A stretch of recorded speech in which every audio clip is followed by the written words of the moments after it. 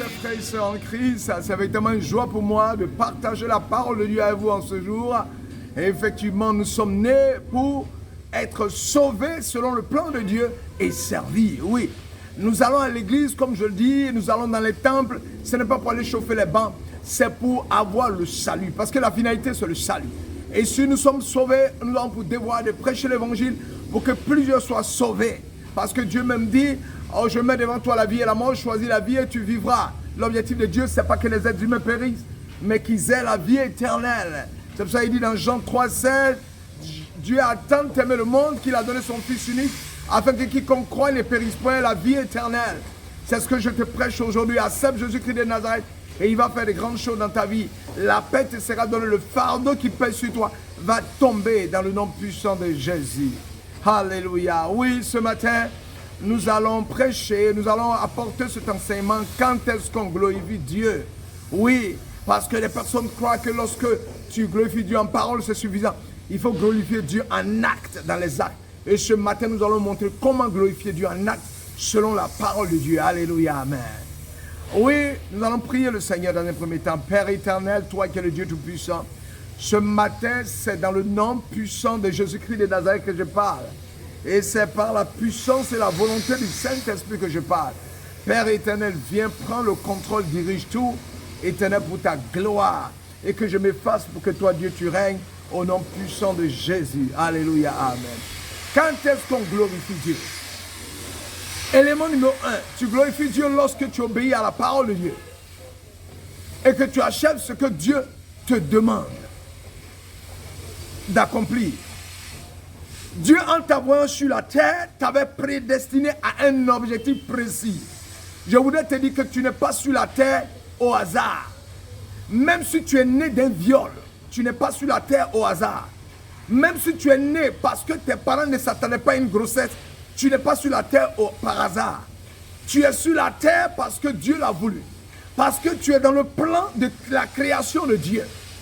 Donc quand tu viens sur terre, Dieu t'a prédestiné à un objectif précis. Lorsque tu acceptes Jésus-Christ comme Seigneur et Sauveur, le Saint-Esprit qui est l'Esprit de Dieu va te remplir. Et en te remplissant, il va avoir une intimité entre toi et le Saint-Esprit. Il va te donner ce qu'on appelle des dons spirituels selon ta disposition de cœur et ton aspiration. Jésus-Christ va te révéler le ministère que Dieu a mis à ta disposition. Les talents qu'il a mis en toi, qui doivent être mis à sa disposition pour son œuvre.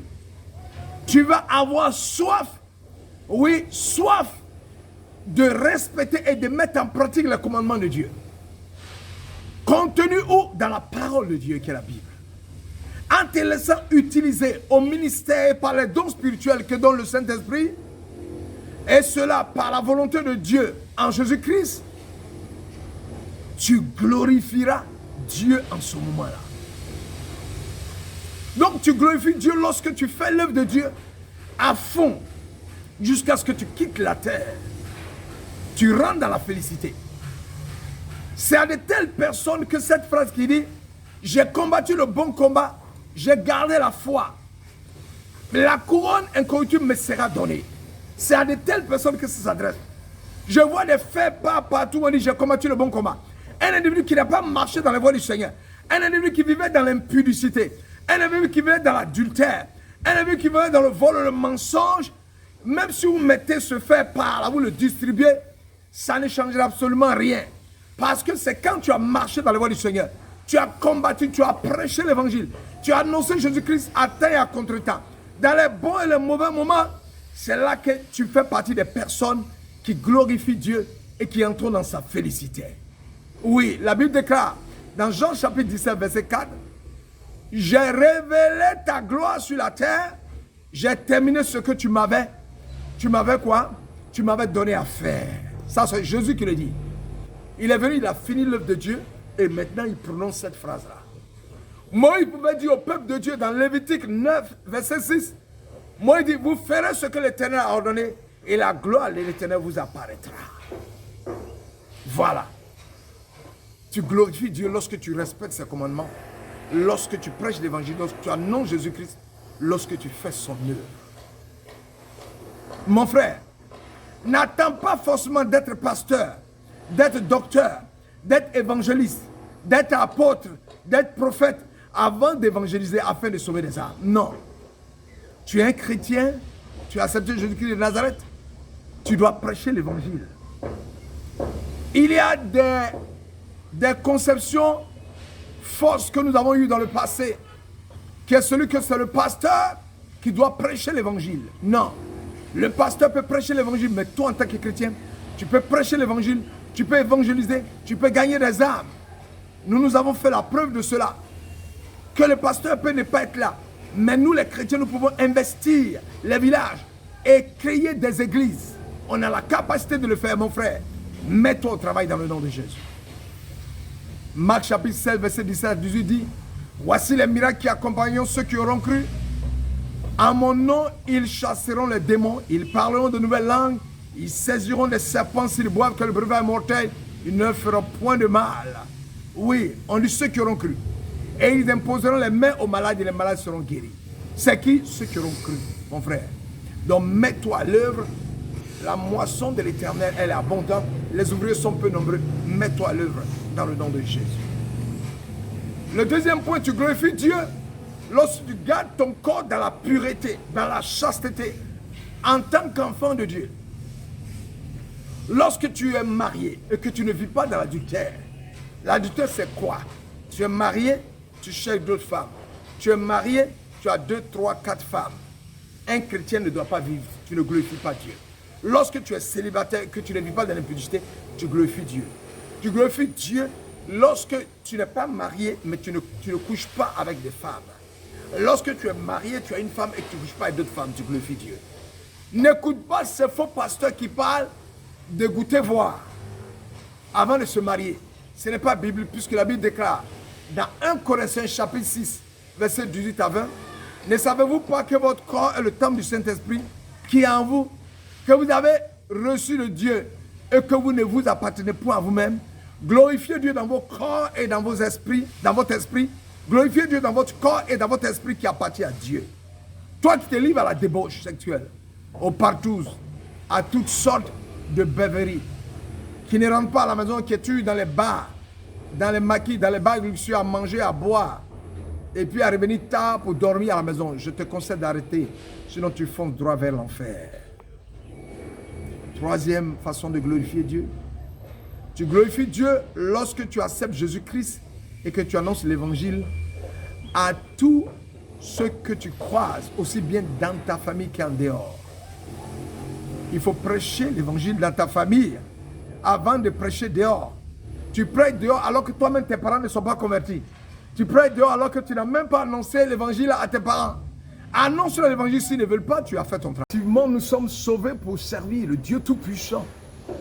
La parole de Dieu déclare dans Actes chapitre 13, verset 46 à 40. Actes chapitre 13, verset 46 à 48. Paul et Barnabas leur dit avec assurance: c'est à vous premièrement que la parole de Dieu devait être annoncée. Mais puisque vous la repoussez et que vous vous jugez vous-même indigne de la vie éternelle, voici, nous nous tournons vers les païens.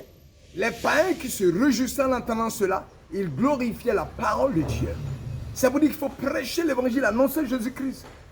Prêcher l'évangile ce soir à la maison, afin que les uns et les autres puissent accepter le Seigneur. Oui, ça c'est le troisième point. Le quatrième point, tu glorifies Dieu lorsque tout ce que tu fais, tu le fais pour Dieu. Qu'est-ce que ça veut dire? Tu ne fais rien pour te faire voir. Tu ne fais rien pour ta propre gloire. Tu ne fais rien pour ta propre gloire. Alors en ce moment, tu glorifies Dieu. Lorsque tu prêches l'évangile, si tu prêches pour te faire voir, en ce moment, tu ne fais pas la volonté de Dieu. Si tu prêches pour que tu sois connu, tu ne fais pas la volonté de Dieu. Tu dois prêcher pour que Jésus-Christ soit connu. Tu dois prêcher pour que Jésus-Christ soit élevé. Tout ce que tu fais, c'est pour la gloire de Dieu. Voilà pourquoi la Bible déclare dans 1 Corinthiens chapitre 10, verset 31. Soit donc que vous mangez, soit que vous buvez, soit que vous fassiez quelque autre chose, faites tout pour la gloire de Dieu. Ne fais rien pour toi-même, ta propre gloire. Ne fais rien qui n'ait un impact sur la vie des êtres humains pour les amener au salut. Tout ce que tu fais sera pour la gloire de Dieu. Tu ne dois rien faire qui se focalise sur ta personne. C'est pour ça que je dis, il n'y a pas de grand homme de Dieu Il y a un grand Dieu qui tue les faibles êtres humains que nous sommes pour sa gloire. C'est lui seulement que nous devons glorifier. Alléluia. Cinquièmement, tu glorifies Dieu lorsque tu donnes la première place à Dieu, toujours dans le même sens. Glorifier Dieu, c'est en premier lieu. Lui donner la première place en toutes choses. C'est reconnaître humblement notre incapacité à mener de nous-mêmes notre vie à bien. C'est de savoir que c'est l'Éternel seul qui a la capacité de mener notre vie. Jérémie disait, dans Jérémie 10, 23, « Je le sais, ô Éternel, la voix de l'homme n'est pas en son pouvoir. Ce n'est pas à l'homme, quand il marche, à diriger ses pas. » C'est-à-dire, c'est Dieu seul qui a la capacité de diriger tes pas, tu dois le savoir. Celui qui glorifie Dieu, laisse Dieu diriger sa vie. Fais tout en consultant exclusivement Dieu avant d'entreprendre quoi que ce soit. Les féticheurs, ils font quoi? Ils s'en vont chez les marabouts, mais ils passent consulter leur Dieu d'abord, avant d'aller. Mais nous, les chrétiens, on ne le fait pas. Au lieu de consulter l'Éternel, on s'en va faire. Quand on se cogne la tête maintenant, on revient en arrière pour venir consulter l'Éternel. Tout ce que tu dois entreprendre, tu dois d'abord consulter l'Éternel des armées. Alléluia. Sixièmement, tu glorifies Dieu lorsque tu n'adores pas les fétiches et les idoles de ce monde. C'est alors que tu glorifies Dieu. Certains me diront, je n'ai pas d'idole, je n'ai pas de ceinture de sécurité, je n'ai pas de gris-gris. Les idoles ne sont pas seulement les masques, les ceintures de sécurité, les gris-gris. Mais précision obligée. Dans le monde contemporain, ton idole peut être les chaussures. Ton idole peut être les voitures. Ton idole peut être les maisons. Ton idole peut être les femmes. Ton idole peut être les hommes riches. Ton idole peut être les femmes riches. Ton idole peut être les femmes veuves. Ton idole peut être les hommes veufs. Ton idole peut être les objets d'art. Ton idole peut être se faire voir un endroit où tu arrives qu'on ne te voit pas. Tu es malade. Ton idole peut se transformer en orgueil. Tu deviens du coup un idolâtre. La Bible déclare dans Ésaïe 42, 8, « Je suis l'Éternel, c'est là mon nom, je ne donnerai pas ma gloire à un autre ni mon honneur aux idoles. » Alors, nous sommes nés pour glorifier Dieu. Nous sommes nés pour la gloire de Dieu. Pourquoi veux-tu donner cette gloire aux idoles, aux hommes? Dieu ne laissera jamais la gloire qu'on lui doit à quelqu'un d'autre. Revenir à quelqu'un d'autre ou à des choses qui sont sans vie. Oui, mon frère.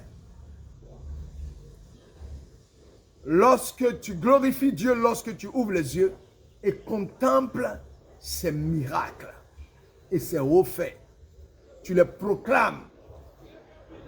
Et tout ce qu'il a créé sur la terre, tu proclames cela. C'est ça, on dit glorifier Dieu. Oui. Lorsque tu ouvres les yeux, contemples ses miracles et ses hauts faits, tout ce qu'il a créé sur la terre, en ce moment, tu le manifestes devant les hommes, tu glorifies Dieu. Luc chapitre 5, verset 26 dit, après un miracle de Jésus, tous étaient dans l'étonnement et glorifiaient Dieu. Remplis de crainte, il disait, nous avons vu aujourd'hui des choses étranges. En un mot, tu glorifies Dieu lorsque tu proclames au monde entier les merveilles de Dieu avec joie, sans crainte ni frayeur, sans honte. Oui, il y a des personnes qui ont des difficultés même à glorifier Dieu devant les hommes. Tu glorifies Dieu lorsque devant une épreuve telle des difficultés, les maladies, le chômage, les persécutions dans ton service, tu choisis d'invoquer son nom et de ne pas te rendre chez les féticheurs des marabouts pour consulter. La Bible ne dit-elle pas dans le psaume 50, verset 15, « Invoque-moi au jour de la détresse, je te délivrerai et tu me glorifieras. » Lorsque tu dois entreprendre quelque activité, tu dois impérativement consulter Dieu avant de le débuter. Tu ne dois pas faire l'activité et une fois que ça ne va pas chercher à consulter l'Éternel des armées. Mon frère, ma soeur, je te dis que tu ne glorifies pas Dieu. Tu glorifies Dieu lorsque tu aimes ton prochain d'un cœur sincère. Oui, l'hypocrisie, les rancœurs, la rancune, la haine, en un mot, les œuvres de la chair ne sont pas ton partage. Tu dois avoir un bon témoin d'amour. À cela, tous reconnaîtront que nous sommes enfants de Dieu. Jean chapitre 13, verset 35 dit, à ceci tous reconnaîtront que nous sommes, que vous êtes mes disciples si vous avez de l'amour les uns pour les autres. Oui, nous devons avoir l'amour les uns pour les autres. Tu manques d'amour pour ton frère, pour ta soeur, et tu dis que tu es un chrétien. Oui, tu dis que tu glorifies Dieu. Tu ne glorifies pas Dieu si tu manques d'amour à ton frère et à ta soeur. Tu glorifies Dieu. Tu glorifies Dieu effectivement lorsque tu exerces l'hospitalité, c'est-à-dire tu reçois des personnes chez toi. Tu donnes à manger à des gens. Oui, Tu donnes à manger à des personnes, des orphelins, des veuves. Romains chapitre 15, verset 7 pouvait dire, accueillez-vous donc les uns les autres comme Jésus-Christ vous a accueillis pour la gloire de Dieu. Quand tu accueilles un frère, une soeur, tu glorifies Dieu. Quelquefois, en recevant des gens chez soi, certains ont reçu des anges. C'est ce que la Bible dit. Donc tu glorifies Dieu en recevant des personnes. Chez toi à la maison, personne ne mange là-bas. Non, il faut glorifier Dieu en recevant des personnes. Tu glorifies Dieu lorsque tu lui adresses des louanges et des actions de grâce. Selon 2 Corinthiens chapitre 4, verset 15. Car tout cela arrive à cause de vous, afin que la grâce en se multipliant fasse abonder à la gloire de Dieu les actions de grâce d'un plus grand nombre. Oui, le psaume 66, verset de chanter la gloire de son nom, célébrer sa gloire par vos louanges, élever, célébrer, magnifier le nom de Jésus. Tu glorifies Dieu, tu le célèbres, tu le magnifies, tu le proclames. Oui, quand tu le proclames, il se multiplie des grâces dans ta vie. Tu chantes sa gloire. C'est une façon pour toi de glorifier Dieu. Quand tu as la maison, tu es en train de chanter à la gloire de Dieu. Tu es en train de proclamer le règne de l'Éternel. Tu es en train d'élever le Dieu vivant. Tu glorifies Dieu lorsque tu fais confiance à Jésus-Christ et tu crois qu'il a les pleins pouvoirs. Oui. Dans Luc, je dis bien dans Luc 18, 43 plutôt. Luc chapitre 18, verset 43. À l'instant, il recouvra la vue et suivit Jésus en glorifiant Dieu. Tout le peuple voyant cela, loua Dieu. Si tu fais confiance à Jésus-Christ de Nazareth, c'est que tu fais confiance à Dieu. Jean chapitre 11, verset 4 dit, après avoir entendu cela, Jésus dit, cette maladie n'est point à la mort, mais elle est pour la gloire de Dieu, afin que le Fils de Dieu soit glorifié par elle. Tu glorifies Dieu lorsque tu fais sa volonté. Lorsque tu opères des miracles, c'est-à-dire que tu imposes les mains aux malades, tu pries pour qu'ils soient guéris. Quand ils sont guéris et que les personnes acceptent, c'est-à-dire que tu poses des actes qui impactent les païens afin qu'ils disent, notre Dieu est grand. Tu es en train de glorifier Dieu. Tu glorifies Dieu. Oui. Tu glorifies Dieu lorsque tu mets tes biens à la disposition de l'église. Tu donnes ta dîme et tes offrandes. Tu ne dis pas, les pasteurs, là, quand ils donnent l'argent, ils vont voler. Quand ils donnent l'argent, ils vont aller manger. Ça, ce n'est pas ton affaire. Donne l'argent à l'Éternel des armées et laisse Dieu faire. À Dieu la rétribution. S'il manque l'argent, cela a fait, mais toi, tu reçois ta bénédiction.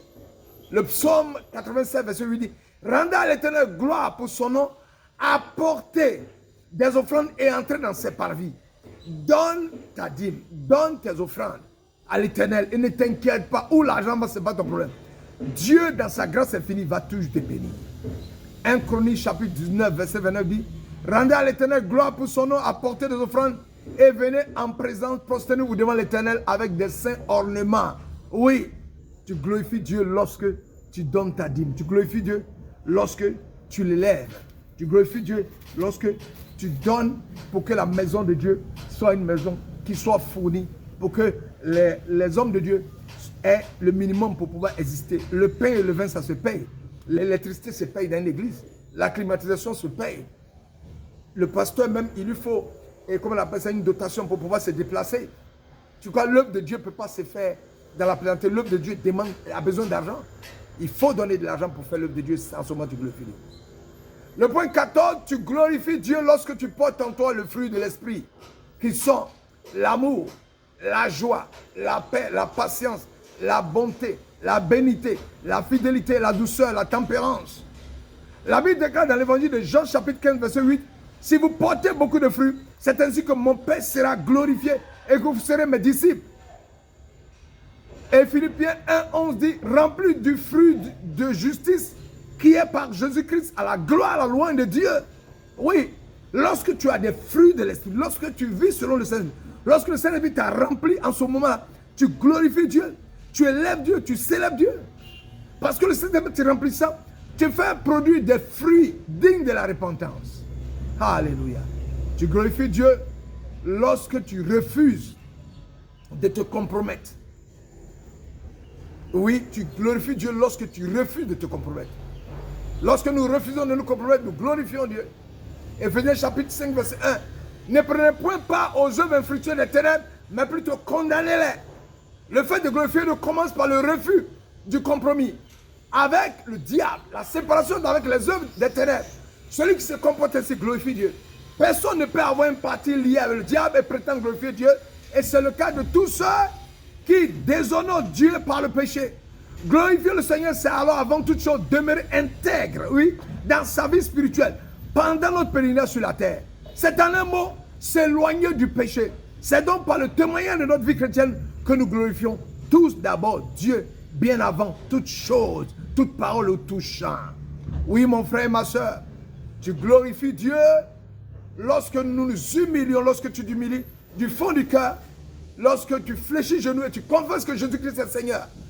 Tous ceux dans le monde entier qui ne reconnaissent pas Jésus-Christ comme Seigneur ne glorifient pas Dieu.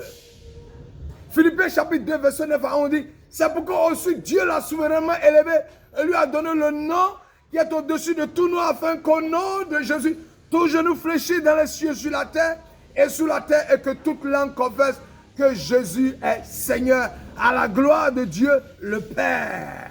Merci éternel mon Dieu pour ce message. Gloire, honneur, force à toi. Nous continuons la suite parce que tu es digne de gloire, d'élévation, de magnificence. Nous arrêtons au 16 et nous allons continuer les 17 jusqu'à 20 à un autre enseignement. Oui, tu glorifies Dieu lorsque tu élèves le Fils de Dieu. C'est pourquoi aussi Dieu l'a souverainement élevé et lui a donné le nom qui est au-dessus de tout nom, afin qu'au nom de Jésus, tout genou fléchisse dans les cieux, sur la terre et sous la terre, et que toute langue confesse que Jésus est Seigneur, à la gloire de Dieu le Père. Soyez bénis mes frères, soyez à la grâce de l'Éternel vous accompagne, que la puissance de Dieu vous bénisse en cette fin d'année, et que Dieu vous environne de sa force, de sa puissance qui vous bénisse, que sa grâce soit sur vous, dans le nom de Jésus-Christ de Nazareth, nous prions. Gloire à toi Seigneur Jésus, sois béni, élevé. Oui, je viens de donner à mes frères et moi-même édifier les différentes façons de glorifier toi Dieu dans les actes. Bénis-nous et que cela puisse être un enseignement que nous gardons pour l'appliquer à nos vies et voir ta manifeste, ta puissance dans notre existence pour glorifier ton nom et voir les bénédictions nous accompagner dans le nom de Jésus. Soyez bénis chers frères et sœurs, on garde le contact, à très bientôt au nom de Jésus, alléluia, amen.